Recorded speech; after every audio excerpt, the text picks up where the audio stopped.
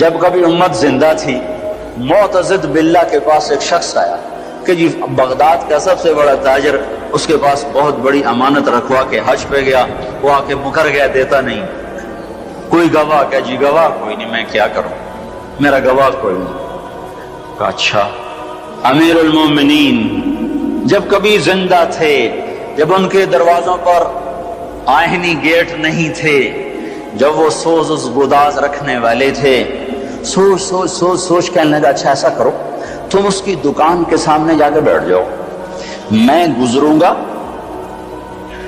تجھے سلام کروں گا، تو نے کھڑے نہیں ہونا، سلام کا جواب بیٹھے بیٹھے دینا ہے، میں تیرا حال پوچھوں گا، تو نے بے نیازی سے جواب دینا ہے، کوئی بات تو نے سیدھی نہیں مجھے کرنی۔ اس کو جا کے بٹھا دیا دکان پر، پھر اپنا شاہی سواری لے کر نکلا، تو پیچھے لو لشکر جب وہاں پہنچا تو اس کو کہا السلام علیکم یا اخیج، ارے بھائی السلام علیکم، وعلیکم السلام۔ وہ سارے حیران اس کو دیکھ رہی ہے، کیا بلا ہے، ساری دنیا تو کھڑی ہو رہی ہے امیر المومنین کے لیے، وہ اسی طرح بیٹھا ہوا ہے۔ کہا بھائی کیا حال ہے؟ ابے ٹھیک ہوں، کیا سر کھایا ہوگا؟ بھائی آپ ہمیں ملنے ہی نہیں آئے بغداد میں، اور ملنے ہی نہیں آئے، اور میں کوئی فارغ تھوڑا ہوں کہ تجھے ملنے آؤں۔ ایسے دو چار باتیں کر کے وہ چلا گیا۔ تاجر یہ دیکھ رہا تھا، پھپھرا کمبے ہوں مارے، کہنے کا بھائی وہ کون سی تھیلی تھی ذرا بتاؤ جس میں تو کہہ رہا ہے کہ میں نے پیسے رکھوائے تھے؟ کہا جی وہ نیلے رنگ کی تھی۔ کہا اچھا اچھا اچھا، وہ تو میرے پاس پڑی ہے، مجھے یاد نہیں رہا، ابھی حاضر۔ وہ ملی، لے کر پہنچا گیا نا، مل گئی تو معتضد خود آیا، کہا یہاں پھانسی کا پھندا بناؤ۔ پھانسی کا پھندا بنا کر اس کو وہیں لٹکا دیا، بازار میں لٹکا دیا۔ یہاں 16 سال قتل کے کیس کے فیصلے نہیں ہوتے۔ یہ کیا انصاف ہے کہ ایک نسل مر جائے؟ فریادیں کرتی کرتی مائیں قبروں میں چلی گئیں، بوڑھے باپ کی کمریں رکوع میں چلی گئیں، اور عدالتیں انصاف نہ دے سکی۔ والامانۃ مغنما، لوگ بھی بددیانت ہو جائیں گے، امانت کھا جائیں گے۔ والزکاۃ مغرما، مالدار لوگ زکوٰۃ دینا چھوڑ دیں گے، عیاشیوں پہ پیسہ لٹائیں گے، زکوٰۃ نہیں دیں گے۔ اگر یہ سارے پاکستان کے لوگ صرف زکوٰۃ دے دیں تو یہ کشمیر کے زلزلے کے لیے کسی مدد کی ضرورت کوئی نہیں ہے، باہر کی مدد کی ضرورت کوئی نہیں ہے۔ وَتُعِلِّمَ لِغَيْرِ الدِّينِ، اور علم دین اللہ کی رضا کی بجائے دنیا کی طلب کے لیے حاصل ہونے لگے گا۔ علم دین کی منزل اللہ نہ رہے گا، علم دین کی منزل کچھ اور ہو جائے گی۔ وَأَطَاعَ الرَّجُلُ زَوْجَتَهُ، اور لوگ اپنی بیویوں کے فرما بردار ہو جائیں گے۔ وَعَقَّ أُمَّهُ، اور ماؤں کے نافرمان ہو جائیں گے۔ وَأَدْنَىٰ صَدِيقَهُ، دوست کو دیکھ کر باہیں پھیلائیں گے۔ وَأَقْصَىٰ أَبَاهُ، باپ کو دیکھ کے دھکا دیں گے، باپ کو ذلیل کریں گے، دوست کا اکرام کریں گے، ماؤں کو خوار کر دیں گے، بیویوں کو سجدے کریں گے، سجدے سے مراد ان کے غلام بن جائیں گے، ان کے فرما بردار بن جائیں گے۔ جب یہ ہوگا، دیکھو ایک عجیب بات آپ کو بتاؤں، اللہ کے نبی نے نافرمانی کے لیے عربی زبان میں لفظ آتا ہے معصیت، عصا۔ اللہ کے نبی نے اللہ کے لیے بھی عصا کا لفظ استعمال کیا، اپنے لیے بھی عصا کا لفظ استعمال کیا، لیکن ماں باپ کی نافرمانی کے لیے عصا کا لفظ استعمال نہیں کیا، عقا کا لفظ استعمال کیا ہے، عقا۔ اور بھائی کوئی ٹیشو پیپر ہے یہ؟ اور ٹیشو پیپر مانگ رہا ہوں خدا کے بندے، ادھر آپ کو عقا کا مطلب بتانا چاہتا ہوں۔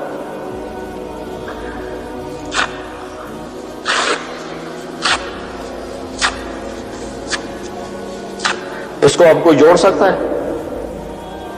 یہ پرزے پرزے ہو چکی ہے چیز، اس کو عربی زبان میں عقا کہتے ہیں، عقوق کہتے ہیں، عقوق۔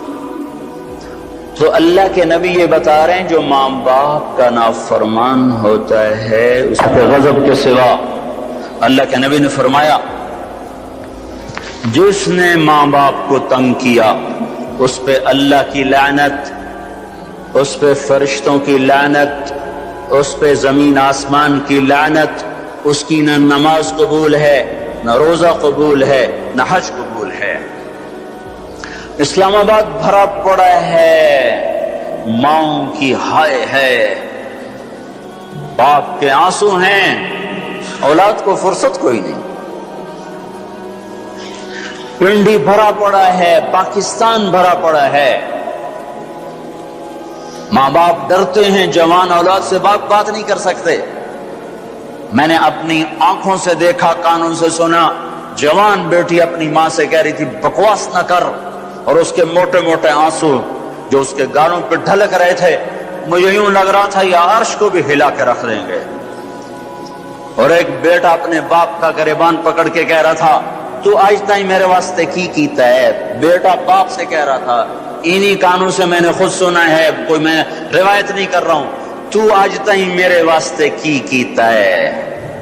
جب اولاد یوں ہو، اور سنو، اللہ کے نبی سے پوچھا گیا قیامت کب آئے گی؟ قیامت تو آئے گی جب لوگ کافر ہوں گے، کوئی مسلمان زندہ نہیں ہوگا قیامت پر، سب کافر ہوں گے۔ تو آپ کہتے ہیں جب لوگ سارے کافر ہو جائیں گے قیامت آ جائے گی۔ شرک دنیا کا سب سے بڑا جرم ہے۔ تو آپ نے کہا اللہ ہی جانے کب آئے گی؟ تو جبریل نے کہا کوئی نشانی تو بتائیں، کوئی نشانی تو بتائیں۔ تو آپ نے فرمایا جب تم دیکھو کہ لوگ اپنی ماؤں سے نوکروں کی طرح سلوک کر رہے ہوں۔ کس سے قیامت کو جوڑا ہے؟ جب اسلام آباد پنڈی کے نوجوان اپنی ماؤں سے نوکروں کی طرح، باپ سے نوکروں کی طرح بات کریں، اور عرب کا بدو لمبی لمبی لمبی بلڈنگیں بنائے، تو سمجھو کہ قیامت کے نکارے پہ چوٹ پڑنے کا وقت آ چکا ہے۔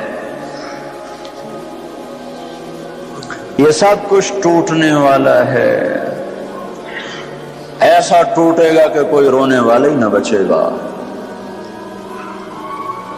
ماں باپ کی نافرمانی ہلاکت کا وہ سامان ہے کہ جہنم کی آگ بھی ان پر پلٹ پلٹ کے آئے گی۔ صحابی علقمہ رضی اللہ تعالیٰ عنہ، پیغام پہنچا یا رسول اللہ، بیوی کا، علقمہ موت کی حالت میں کلمہ نہیں پڑھا جا رہا، صحابی کا کلمہ رک چکا ہے، جبکہ نبی خود زندہ موجود ہیں۔ تو آپ نے فوراً پوچھا ماں باپ میں کون زندہ ہے؟ کہا جی ماں زندہ ہے۔ کہا ناراض ہے؟ راضی؟ کہا جی ناراض ہے۔ تو آپ نے فوراً ان کی ماں کو بلوا کر کہا علقمہ کی اماں اب بیٹے کو معاف کر دے۔ کہا یا رسول اللہ نہ۔ آپ نے پوچھا تجھے اپنے بیٹے سے کیا شکایت ہے؟ کہا یا رسول اللہ مجھے اس کے دین کی کوئی شکایت نہیں، تہجد گزار، پرہیزگار، نمازی، مجھے صرف ایک شکایت ہے، جب بھی بولتا ہے میرا سینہ چیر کے رکھ دیتا ہے، جب بھی بولا مجھے ذلیل کر دیا، جب بھی بولا مجھے خوار کر دیا۔ تو آپ نے کہا اچھا معاف کر دو۔ کہ میرا دل، اسے اماں کو پتہ بھی نہیں کہ بیٹا مر رہا ہے، وہ تو روٹ کے دوسرے گھر ہے۔ تو آپ نے کہا معاف کر دو۔ کہ میرا جی نہیں چاہتا یا رسول اللہ، میرا دل پھٹ چکا ہے۔ تو آپ نے کہا بلال لکڑیاں کٹھی کرو اور علقمہ کو آگ لگا دو۔ ہائے اماں یہ کہاں سہ سکے؟ کہ یا رسول اللہ آپ علقمہ کو کیوں جلائیں گے؟ کہ جب تو معاف نہیں کرے گی تو دوزخ کی آگ جلائے گی، وہ مر رہا ہے۔ کہ اچھا یا رسول اللہ میں معاف کرتی ہوں۔ ادھر منہ سے نکلا میں معاف کرتی ہوں، ادھر علقمہ کی زبان پہ کلمہ جاری ہو گیا۔ پھر ان کے جنازے میں شرکت فرمائی، خود جنازہ پڑھا کے پھر یہ گول بولا جو میں نے پہلے بتایا کہ جس نے ماں باپ کو تنگ کیا اس پہ اللہ کی لعنت، فرشتوں کی لعنت، زمین آسمان کی لعنت۔ وَأَتَى الرَّجُلُ زَوْجَتَهُ وَعَقَّ أُمَّهُ وَأَدْنَى صَدِيقَهُ وَأَقْصَى أَبَاهُ وَصَادَ الْقَبِيلَةَ فَاسِقُهُمْ، قبیلے کا سردار فاسق ہوگا، فاسق ہوگا۔ میرے بھائیو، قبیلے کی سرداریاں نافرمانوں کے، فساق کے ہاتھ میں، ظالموں کے ہاتھ میں۔ اور کیا ہوگا؟ وَكَانَ رَئِيسُ الْقَوْمِ أَرْذَلَهُمْ، حکومت نکمے انسانوں کے ہاتھ میں ہوگی، نااہل انسانوں کے ہاتھ میں ہوگی۔ اور کیا ہوگا؟ وَأُكْرِمَ الرَّجُلُ مَخَافَةَ شَرِّهِ، ایک دوسرے کو سلام بھی کریں گے، دل میں نفرت ہوگی، اس کے شر سے بچنے کا اندر میں ہوگا، اوپر سے یس سر، یس سر، یس سر، جناب جناب جناب جناب۔ صرف ایک اس حدیث کا مصداق بتاؤں. ایک سیکٹری ریٹائر ہوا سیوال، اس نے بیٹے کی شادی کی، 5000 آدمیوں کے لیے کارڈ چھاپے گئے. ہم بھی مدعو تھے تو 2 ساتھی ہم نے بھیجے، جاؤ بھائی شرکت کر کے آؤ. تو انہوں نے آ کے واپس کارگزاری سنائی کہ وہ رسم ہے نا پیسے دینے کی دولہا کو. تو وہ ایک ساتھی نے ہمارے بتایا 2 آدمی بیٹھے تھے، ایک نے ایسے بٹوا نکالا اور پیسے نکالنے لگا، دوسرے نے کہا ریٹائر ہو گیا ہی، کہا پھر دفع کرو پھر دفع کرو.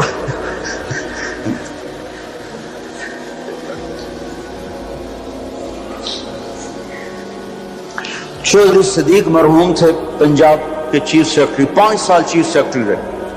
ان کا لڑکا الیاس اور میں گورنمنٹ کالج لاہور میں اکٹھے پڑھتے تھے.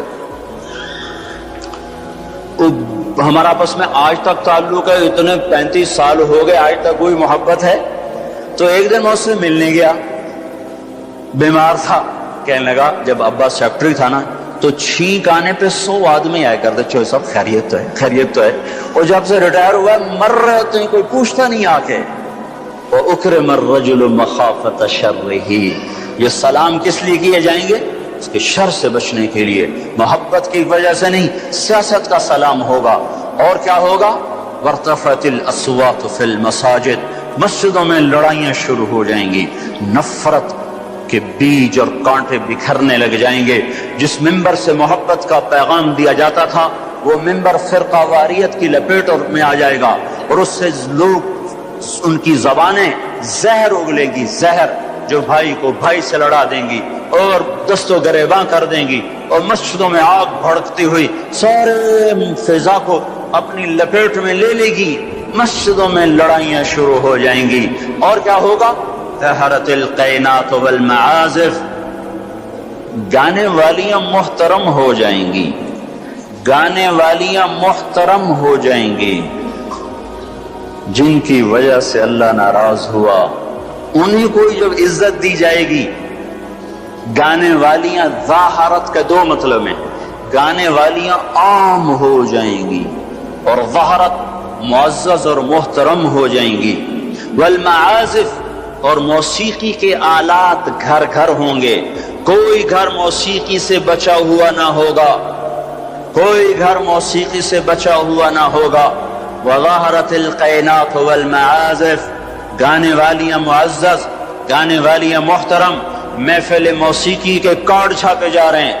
میرے نبی نے کہا تھا وہ کیا دن ہوگا جب تم بھلائیاں مٹانے لگ جاؤ گے، برائیاں پھیلانے لگ جاؤ گے. تم آئے تو تھے بھلائی پھیلانے، برائی مٹانے، پر ایک وقت آئے گا تم الٹے ہو جاؤ گے، بھلائی کو مٹانے لگ جاؤ گے، برائی کو پھیلانے لگ جاؤ گے. تو آپ نے فرمایا گانے والیاں عام اور گانا گھر گھر. یاد رکھو جو قوم موسیقی میں ڈوب جائے انہیں ہلاکت سے کوئی نہیں بچا سکتا. مشرق اور مغرب اللہ کی پکڑ میں آنے والے. میں آپ کو بتا رہا ہوں میں نجومی اور کاہن نہیں ہوں، پر میری زندگی کا کچھ عرصہ اللہ کی کتاب کے ساتھ گزرا ہے. میں تمہیں بتا رہا ہوں مشرق اور مغرب پر آنے والا ہے، آنے والا ہے. یہ اللہ، وہ اللہ، وہ بے نیاز اور صمد اللہ، حیاؤں والا اللہ، کفر کو مہلت دیتا آیا، شرک کو مہلت دیتا آیا، بت پرستی کو مہلت دیتا آیا. نہیں مہلت دی تو بے حیائی کو نہیں دی. جب قومیں بے حیا ہوئیں اور ناچ گانا عزت بن گیا، زنا فیشن بن گیا، عورتیں کپڑوں سے باہر آ گئیں، مرد آوارہ ہو گئے، تو پھر اللہ نے زمین کو ہلایا. اللہ نے بے حیاؤں کو مہلت ہمیشہ تھوڑی دی ہے. مشرق اور مغرب کے سر سے حیا کی چادر اتر چکی ہے. ان کی تو اتر گئی تھی، وہ ہماری بھی اتارنے کے چکر میں ہیں. ان کی تو اتر گئی تھی، وہ ہماری بھی اتارنے کے چکر میں ہیں. اور جس دن اللہ کا نظام چلے گا پھر اسے کوئی روک سکتا ہے؟ أَأَمِنْتُمْ مَنْ فِي السَّمَاءِ أَنْ يَخْسِفَ بِكُمُ الْأَرْضَ فَإِذَا هِيَ تَمُورُ. تمہیں کھڑوں کھڑوں کو زمین میں دھنسا دوں، اپنے اللہ کو روک لوگے؟ آمنتم من فی السماء ان یرسل علیکم حاصبا فستعلمون کیف نذیر، تمہارے اوپر پتھر برسا دوں تو اپنے رب کو روک لوگے؟ وَلَقَدْ كَذَّبَ الَّذِينَ مِن قَبْلِهِمْ فَكَيْفَ كَانَ نَكِيرٌ، تم سے پہلوں نے جھٹلایا، تیرے رب نے پکڑ کے دکھایا، کچھ تو عبرت کی نظر سے دیکھو۔ مہنجو داڑو چلو بہت دور ہے، ٹیکسلا کیوں نہیں چلے جاتے ہو؟ یہ گندھارا کی تہذیب پہ کیوں نہیں کھڑے ہو کہ تم غور کرتے ہو؟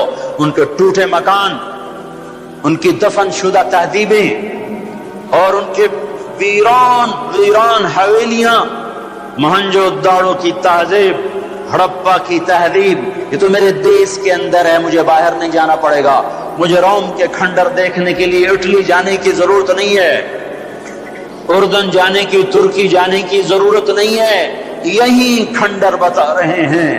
میں بھی کبھی کسی کا سر پر غرور تھا۔ یہ اللہ نے تہذیبوں کو کھنڈر کب بنایا؟ جب نافرمان ہوئے۔ لوط علیہ السلام کی قوم بے حیا تھی، ان کے کفر کا الزام سارے قرآن میں ایک دفعہ لگا ہے ان پر۔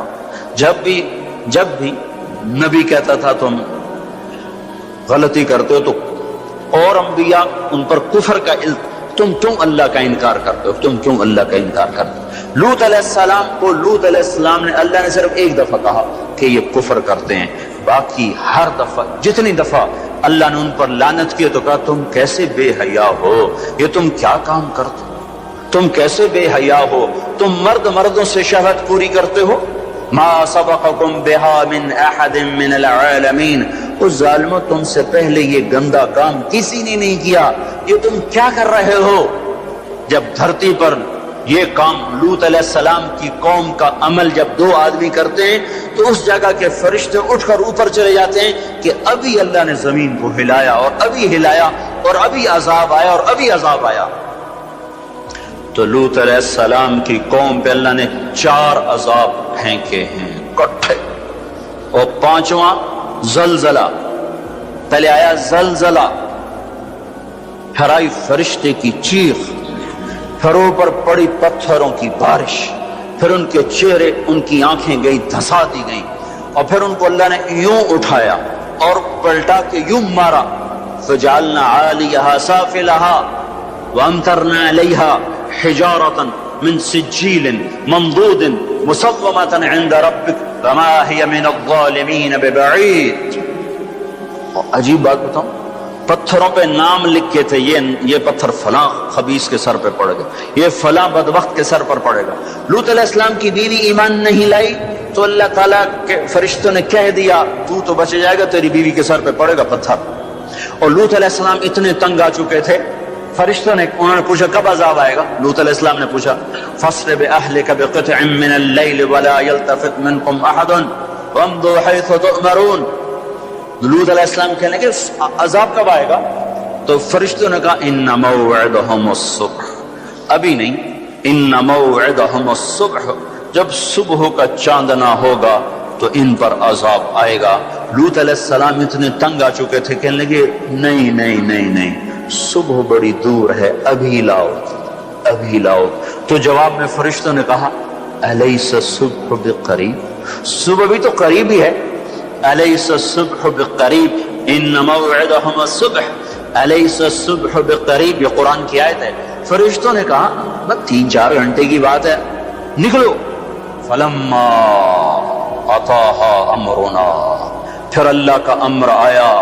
کہاں ہے اللہ؟ کیا ہمارا کیا پڑھے لکھا دور ہے، سائنس کا دور ہے، ترقی کا دور ہے، پلیٹیں ہلتی ہیں، اللہ ویلا بیٹھا ہوا ہے۔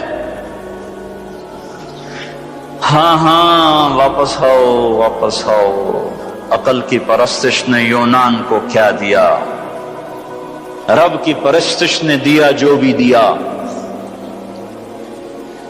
اللہ اس کے رسول کی غلامی سے سہرے بندے ہیں، جس کے بھی بندے ہیں، وہی عزت کی سیڑھیوں پر چڑھا ہے جس نے اللہ رسول کے غلامی کا دم بھرا ہے، جس نے ان کی چوکٹ کو چوما ہے، وہی دنیا اور آخرت میں سرخرو ہوا ہے۔ بے حیا معاشرہ ٹوٹ جاتا ہے، اور بے حیائی ننگی ہو کے ناچ رہی ہے۔ کیا حیرت کی بات ہے کہ ننگے ناچ سکرین پہ دکھائے جا رہے ہیں اور دیکھنے والے مزے سے بیٹھے دیکھ رہے ہیں، تو کیا میرے اللہ کو غیرت نہ آئے گی؟ میں یہ لوط علیہ السلام کی قوم کے علاقے میں پھرا ہوں، 300 میل کا علاقہ ہے، غور آج کل اس کو کہتے ہیں، پوری پٹی پہ پھرا ہوں۔ وہ سارا پہاڑی علاقہ ہے، اسلام آباد کے پہاڑوں میں سب بڑے نہیں چھوٹے چھوٹے خوبصورت پہاڑ، چلتے چلتے ایک دم بیچ میں نشیب آتا ہے اور یوں زمین 300 میل تک بیٹھی ہوئی نظر آتی ہے۔ عربی زبان میں بیٹھی چیز کو غور کہتے ہیں۔ یہ زمین کیسے بیٹھ گئی؟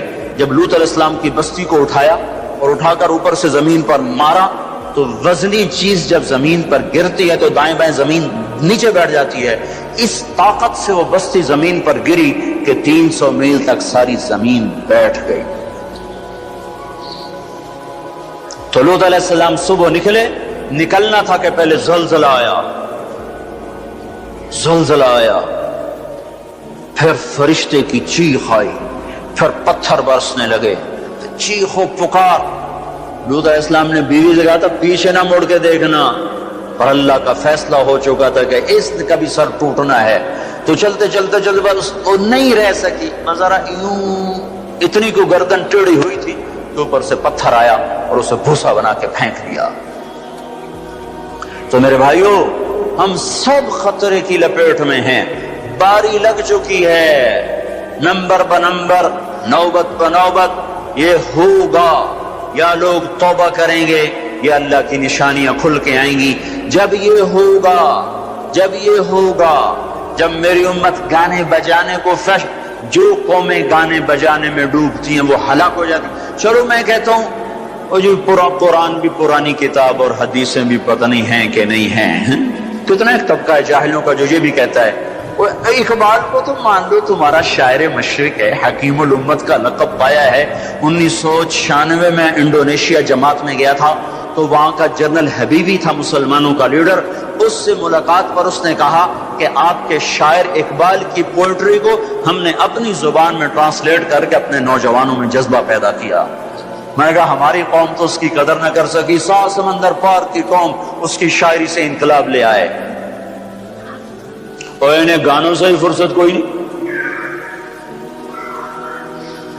تو اقبال نے کیا کہا تھا؟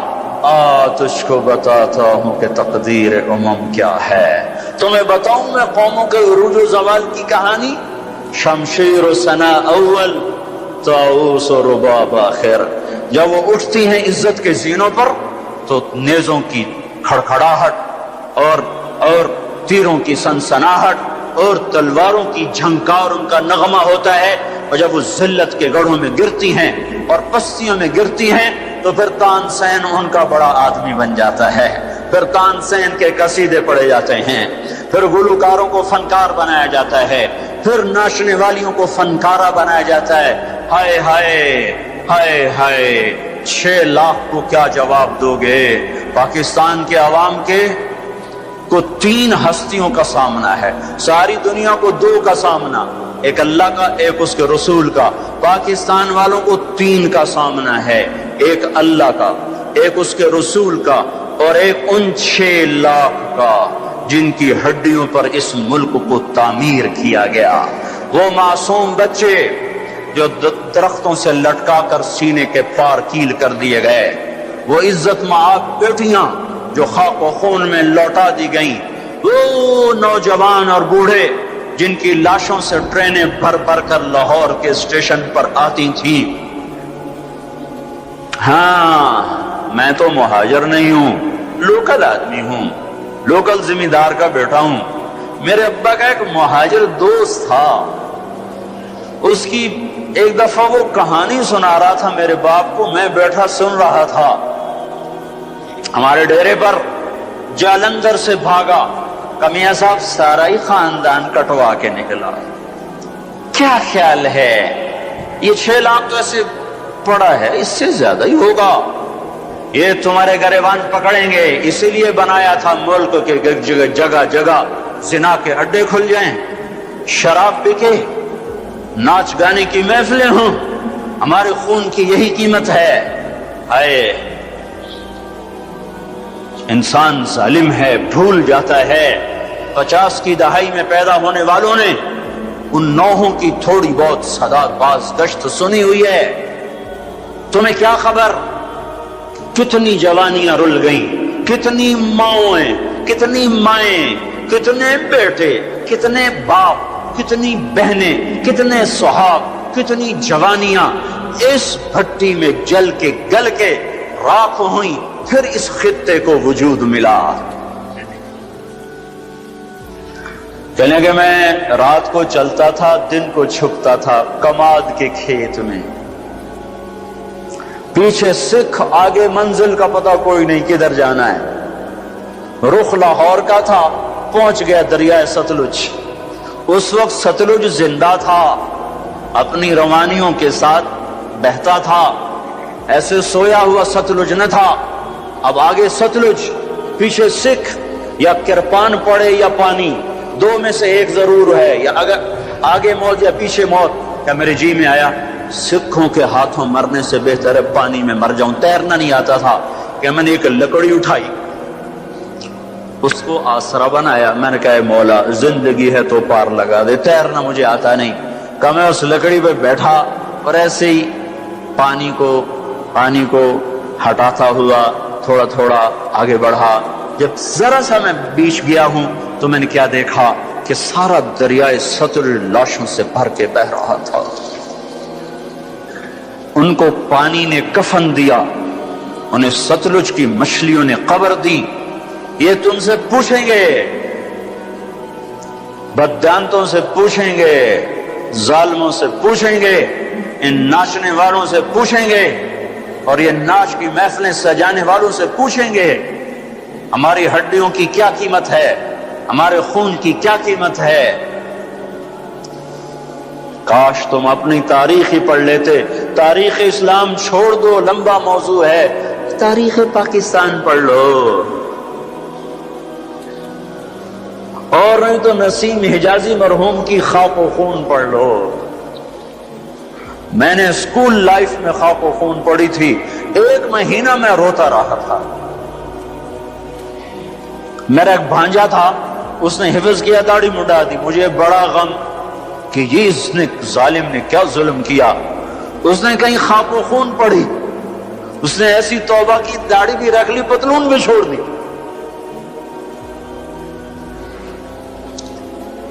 اپنی تاریخ کو بھلا دینے والی قومیں بے نشان ہو جاتی ہیں۔ وہ قافلہ ہوتا ہے پر جس کی کوئی منزل نہ رہے، وہ راہی ہوتے ہیں جنہیں راستوں کی سمت کا کچھ پتہ نہیں رہتا۔ کھانا پینا یہ زندگی ہے، ہم کسی کام کے لیے آئے ہیں۔ اور کیا ہوگا؟ وَلُبِسَ الْحَرِيرُ، مرد ریشم پہنیں گے۔ اور کیا ہوگا؟ وَشُرِبَتِ الْخُمُورُ، شراب پی جائے گی۔ اور کیا ہوگا؟ وَلَعَنَ آخِرُ هَذِهِ الْأُمَّةِ أَوَّلَهَا، اس امت کے آج کے لوگ پہلے لوگوں کو گالیاں بکیں گے، دیوانہ کہیں گے۔ اونٹوں کے لوگ تھے، پتھروں کے لوگ تھے، خچروں کے لوگ تھے، کھوتوں کے لوگ تھے، ہم راکٹ والے، ہم راکٹ والے۔ اور تمہارا نبی گدھے پہ سوار رہا ہے۔ سواری عزت کی چیز ہوتی تو میرے نبی کو اللہ رات ہر وقت حاضر کرتا۔ اللہ کے نبی کے 2 گدھے تھے، ایک کا نام عفیر تھا، ایک کا نام یعفور تھا۔ اب کبھی اس پہ سوار ہوتے، کبھی اس پہ سوار ہوتے۔ پھر آپ نے خچر پر بھی سواری کی ہے، ایک کا نام دلدل تھا، ایک کا نام فضہ تھا۔ پھر آپ نے اونٹنی پر بھی سواری کی ہے، ایک کا نام عزبا تھا، ایک کا نام شہبا تھا، ایک کا نام جدعا تھا، ایک کا نام قصوا تھا۔ پھر آپ نے ایک اونٹ پر بھی سواری کی ہے، اس کا نام عسکر تھا۔ پھر آپ نے امت کے مالداروں کو بھی گنجائش دے دی۔ آپ نے گھوڑوں پر بھی سواری کی ہے، وہ چھوٹے موٹے گھوڑے نہیں، بڑے عالی شان۔ ایک گھوڑے کا نام ورد تھا، ایک کا نام یعصوب تھا، ایک کا نام یعقوب تھا، ایک کا نام مرتجل تھا، ایک کا نام سکب تھا، ایک کا نام سبحہ تھا، ایک کا نام لزاز تھا، ایک کا نام قراس تھا۔ یہ سارے حسین گھوڑے تھے جن پر آپ نے کبھی کبھی سواری فرمائی کہ اگر میری امت کا کوئی مالدار اچھی سواری رکھنا چاہے تو میں گنجائش دیتا جاؤں کہ میں صرف غریبوں کا نبی نہیں ہوں، مالداروں کا بھی نبی ہوں۔ یہ جب سب کچھ ہوگا، میں ساری کو ایک دفعہ دوبارہ دہراتا ہوں، عزت تو خزل فی ادولا، جب حکومت کے کارندے بددیانت ہو جائیں گے، خزانہ خود لوٹ لیں گے، والامانت مغنما، عوام بھی بددیانت ہو جائیں گے، امانت کھا جائیں گے، والزکاۃ مغرما، زکات دینے والے زکات دینا چھوڑ دیں گے، وتعلم لغیر الدین، علم دین دنیا کمانے کے لیے ہوگا، واطاع الرجل زوجته، لوگ بیویوں کے فرما بردار، واقطع امه، ماؤں کے نافرمان، وادنى صدیقه، دوست کا استقبال، واقصى اباه، باپ کو ذلیل و خوار کریں گے، وصاد القبیلۃ فاسقهم، قبیلے کا سردار فاسق، وکان رئیس القوم ارذلهم، حکومت نااہل انسانوں کے ہاتھ میں، واکرم الرجل مخافۃ شرہ، ایک دوسرے کو سلام کریں گے بیچ میں نفرتیں چھپا کر، اور وارتفعت الاصوات فی المساجد، اور مسجدوں میں لڑائیاں شروع ہو جائیں گی، وظہرت القینات والمعازف، گانا بجانا عام ہوگا، گانے والیاں محترم ہوں گی، ولبس الحریر، اور ریشم پہنا جائے گا، وشربت الخمور، اور شراب پی جائے گی، ولانا آخر هذه الامت اولها، آج کے لوگ پچھلے لوگوں کو برا بھلا کہیں گے، جب یہ سب کچھ ہوگا تو پھر کچھ اور بھی ہوگا، وہ کیا ہوگا؟ فَلْيَرْتَكِبُوا عِنْدَ ذَلِكَ رِيحًا حَمْرَاء وَزَلْزَلَةً وَخَسْفًا وَقَذْفًا وَآيَاتٍ مُتَتَابِعَاتٍ، تو پھر میری امت انتظار کرے، ان پر ہوائیں پاگل بن کے جھپٹیں گی، ہواؤں کا رنگ سرخ ہو جائے گا، زمین زلزلوں پہ آ جائے گی، زمین میں دھسا دیے جائیں گے، پتھر برسا دیے جائیں گے، اور اوپر نیچے عذاب کے دہانے کھل جائیں گے، جب تک توبہ نہ ہوگی یہ راستہ بند نہ ہوگا، یہ پکڑ بند نہ ہوگی۔ میرے بھائیوں، آپ سب کی میں منت کرتا ہوں، ہاتھ جوڑتا ہوں، اور اعتکاف والوں کا شکر گزار ہوں کہ انہوں نے اللہ کے غصے کو ٹھنڈا کرنے والا کام کیا۔ آپ سب سے بھی کہتا ہوں کہ ہم سب اللہ کے دربار میں جھک کر توبہ کریں، یہ توبہ کا وقت ہے، یوم دعا منانے کی چیز نہیں ہے، اور یہ رونے کی چیز ہے، رو کہ وہ روٹھا ہوا ہے، اور اسے منانا سب سے آسان ہے، سب سے آسان ہے۔ میرے ایک بزرگ مجھ سے ناراض ہو، ڈیرے میں، بھرے ڈیرے میں 1 گھنٹہ میں زمین پر بیٹھ کے ان کی منتیں کرتا رہا، زمین پر، وہ چارپائی پر نوکر کھڑے ہوئے، رشتہ دار کھڑے ہوئے، اور میں معافی مانگ رہا ہوں کہ میں نہیں کرنا ہے، مینوں پتا ہے تو بڑا بڑا مولوی ہے، میں تینوں معاف نہیں کرنا۔ 1 گھنٹہ منتیں کروا کر پھر معاف کیا، خون کا قریبی رشتہ۔ اور میرا اللہ کیسا ہے؟ اے ہے یا ابن آدم لو بلغت ذنوبك عنان السماء ثم استغفرتنی غفرت لك ولا ابالی، میرا بندہ حوصلے نکال لے گناہ کرنے کے، اتنے کر کے اسلام آباد کو نہ بھر، اتنے کر کے پاکستان کو نہ بھر، ہند و سندھ کو نہ بھر، 7 زمینوں کو بھر دے، پھر تہ بتہ گناہوں کو رکھتا جا، اور خلاؤں کو بھر دے، چاند تاروں کی روشنی چھین لے، سورج کو کالا کر دے اپنے گناہوں سے، اور اپنے گناہوں کو میرے آسمان کی چھت کے ساتھ آ کر پھنسا دے۔ اتنے گناہ کرنے کے بعد تو نے 1 دفعہ اگر کہہ دیا یا اللہ معاف کر دے تو میں سارے معاف کر دوں گا، ولا ابالی، کوئی ہے مجھے پوچھنے والا؟ مجھے کوئی پوچھ سکتا ہے کہ کیوں معاف کیا؟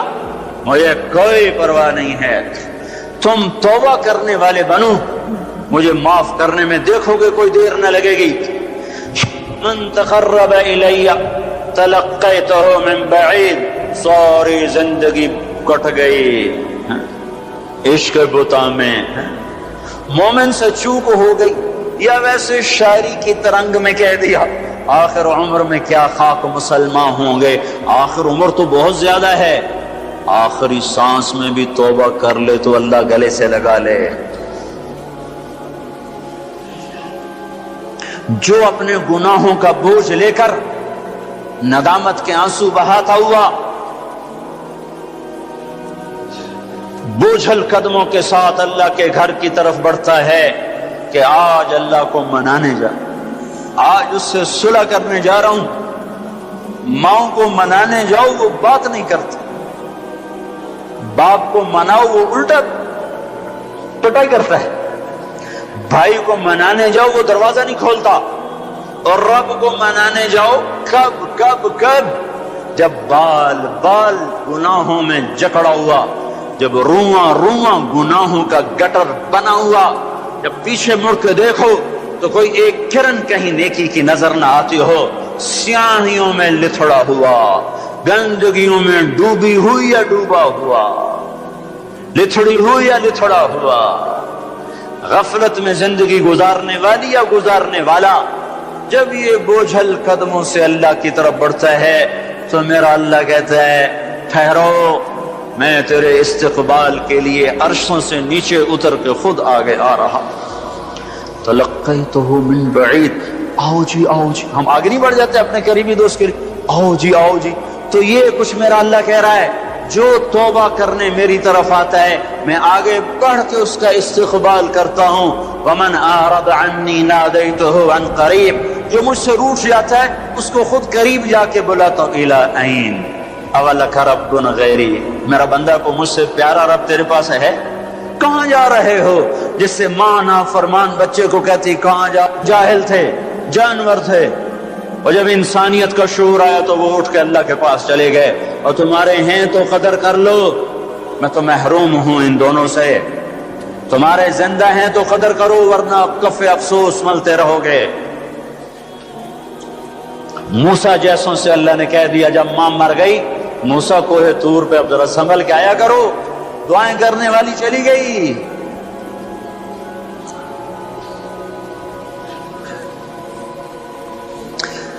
ہائے، تو میرا اللہ کیا کہتا ہے؟ آؤ آؤ میں تیرا استقبال کرتا ہوں، آ جا. میرا بندہ کہاں جا رہا ہے؟ فَأَيْنَ تَذْهَبُونَ یا ایہا الانسان ما غرک بربک الکریم.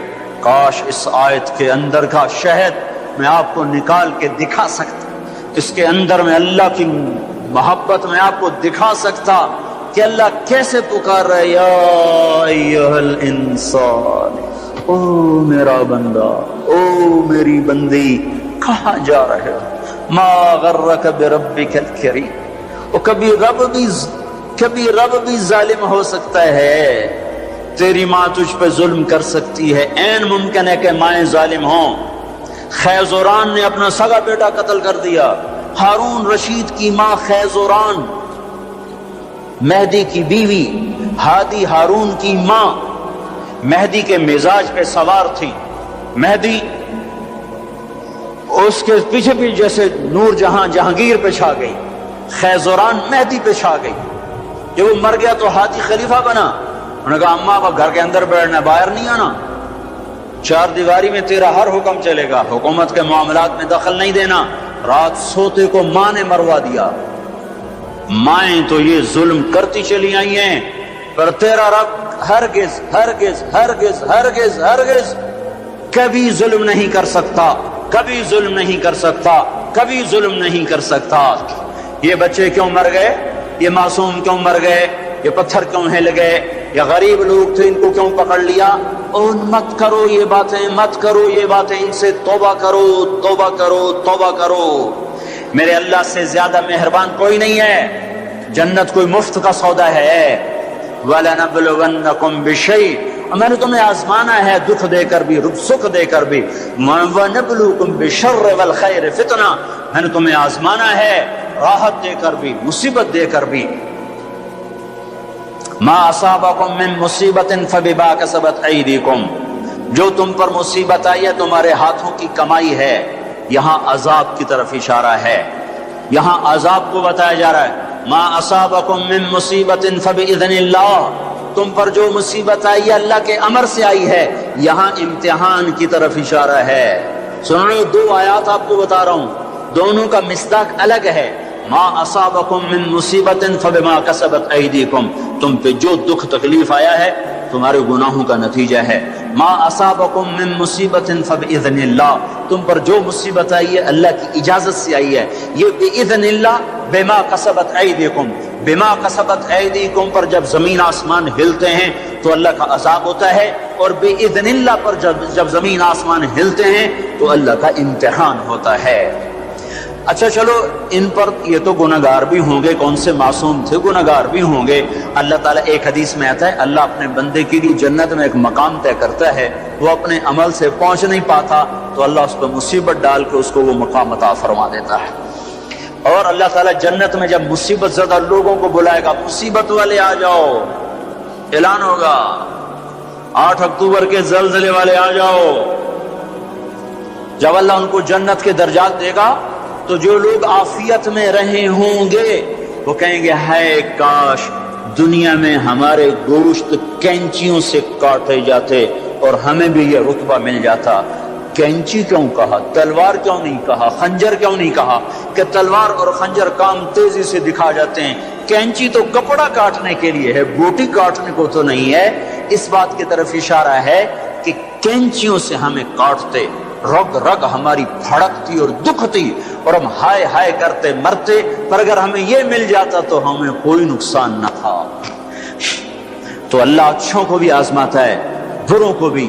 آزمائش کے بعد لوگوں میں کفر بڑھے تو عذاب کی نشانی ہے، آزمائش کے بعد لوگوں میں توبہ آئے تو یہ اللہ پاک کے امتحان کی نشانی ہے۔ اللہ تعالیٰ نے پہاڑ ہلائے، چلو ان میں قصوروار بھی تھے، بے نمازی بھی ہوں گے اور دوسرے کاموں والے بھی ہوں گے۔ امام حسین نے کیا قصور کیا تھا جو سینہ چھید دیا گیا؟ کیا قصور کیا تھا امام حسین نے؟ وہ سینہ جس کو یعنی حسن حسین وہ ہستیاں ہیں جن کی بوٹی بوٹی پر اللہ کے نبی نے بوسے لی، ایسے چوما یہاں تک چوما، صرف سر اور ماتھا نہیں چوما۔ کیا قصور کیا تھا امام حسین نے؟ یہ کیا عذاب آیا؟ نعوذ باللہ، میں آج کے ذہن کی ترجمہ نہیں کر رہا ہوں۔ اللہ کے نبی گلی میں گزرے، بچے کھیل رہے، امام حسین بھی کھیل رہے، تو آپ نے کہا پکڑو بھائی حسین کو، جیسے بڑا آدمی چھوٹے کے پیچھے بھاگتا ہے، پکڑو بھائی پکڑو۔ تو آگے امام حسین بھاگے ادھر گئے، تو آپ آگے سے آ گئے، پکڑو بھائی پکڑو، تو وہ ادھر چلے گئے، پھر آپ آگے سے آئے، پکڑو بھائی پکڑو۔ اب وہ جیسے بچہ یوں سمجھتا ہے میں بڑا دلیر ہوں، میرا پیو مینوں نپے نہیں سکتا، میں کیڈا بڑا ایتھلیٹ بن گیا۔ تو وہ یہی کچھ امام حسین کر رہے تھے، کبھی ادھر ہوتے کبھی ادھر ہوتے، ہمارے نبی کبھی آگے ہوتے کبھی پیچھے ہوتے، یہاں تک کہ ان کو ایسے پکڑ کے اٹھایا اور ان کے ہونٹوں اور ماتھے کو چوما اور فرمایا حسین مجھ سے ہے، میں اس سے۔ اب اس کو کیوں سین ہائے ہائے کیا تیر لگے ہیں، کیا تیر لگے ہیں، کیا تیر لگے ہیں۔ ادھر آ ستمگر ہنر آزما، تو تیر آزما ہم جگر آزمائیں۔ اور صرف حسین تھوڑا ہی شہید ہوئے، 16 آل رسول میں سے شہید ہو گئے۔ امام حسن کے بیٹے قاسم اس قافلے کے سب سے حسین نوجوان تھے۔ جب سارے جان نثار شہید ہو گئے تو پھر اہل بیت کی باری آئی، تو سب سے پہلے قاسم نے اپنی جان کا نذرانہ پیش کیا اور آ کر اپنے چچا کے سامنے کھڑے ہوئے، بیچ میں لوہے کی دیواریں، ان پر جو تلوار پڑی ہاتھ پر ہاتھ کٹ کے الگ ہوا، زمین پر گرن کا یا عمّا ہائے چچا۔ تو امام حسین کہاں پہنچتے، لوہے کو چیرتے چیرتے جب پہنچے تو ظلم اپنا کام دکھا چکا تھا اور بیٹا بھتیجا آخری سانسوں میں ہچکیاں لے رہا تھا، تو اس کے سرانے کھڑے ہو کر کہا قاسم میرے بیٹے، آج تیرے چچا کے دوست بڑے تھوڑے ہیں اور دشمن بڑے زیادہ ہیں، اللہ ناصر ہو وکفر باطر ہو۔ وہ کیا دن ہوگا جب اللہ کا رسول تیری طرف سے خود مدعی بن کے عدالت میں آئے گا، اس دن ان کو کہاں جائے پناہ ملے گی۔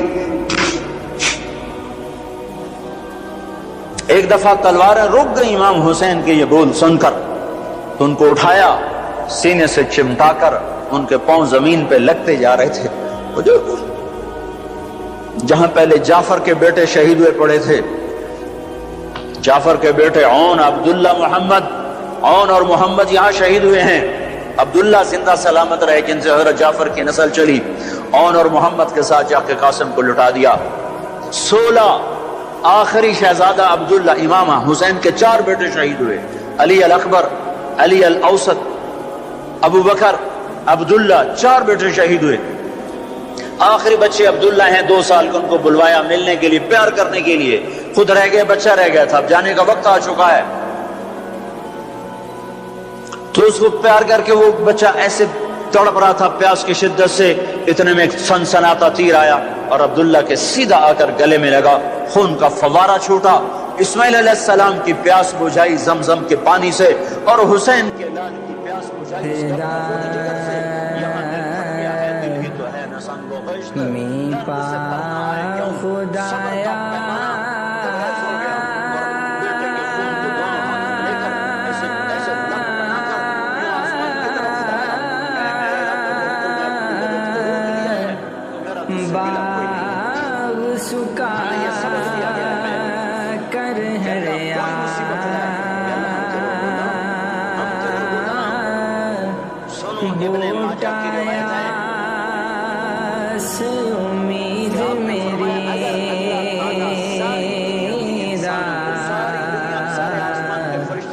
کر دے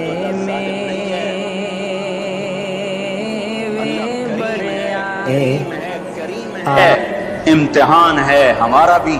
جو مر گئے جنت میں چلے گئے، دیکھتے نہیں، اور رمضان میں مرے ہیں، اور رمضان میں تو حساب نہیں ہوتا۔ اب اللہ تعالیٰ کوئی تمہاری طرح کھاتے دار تھوڑا ہی ہے کہ مہینے کے بعد پھر اچھا جی ہونتا حساب دے دو۔ جب ایک دفعہ چھوڑا تو چھوڑ دیا۔ رمضان میں مرنے والوں کا حساب نہیں۔ معصوموں کے ساتھ مرے ہیں، تو جب معصوموں نے آگے جا کر ماؤں کی سفارش کی ہوگی تو خود ہی مائیں بھی سیدھی جنت میں، وہ بھی جنت میں۔ موسیٰ علیہ السلام نے کہا، یا اللہ، یہ تو مسلمان کو بڑی تنگی دیتا ہے۔ موسیٰ علیہ السلام بڑے لاڈلے نبی سے، اللہ سے کر لیتے تھے باتیں ایسی، یا اللہ یہ آگ مسلمان کو بڑی تنگی دیتے ہیں۔ تو اللہ تعالیٰ نے کہا ادھر دیکھو، اللہ تعالیٰ نے جنت کھول دی، کہا ادھر دیکھو۔ جب جنت کو دیکھا تو کہنے کہ میرے مولا تیری عزت و جلال کی قسم، اگر مسلمان کے ہاتھ کٹے ہوں، پاؤں کٹے ہوں، ناک کے بل زمین پہ رگڑتا گھسڑتا پھر رہا ہو، اور قیامت تک اس طرح سسک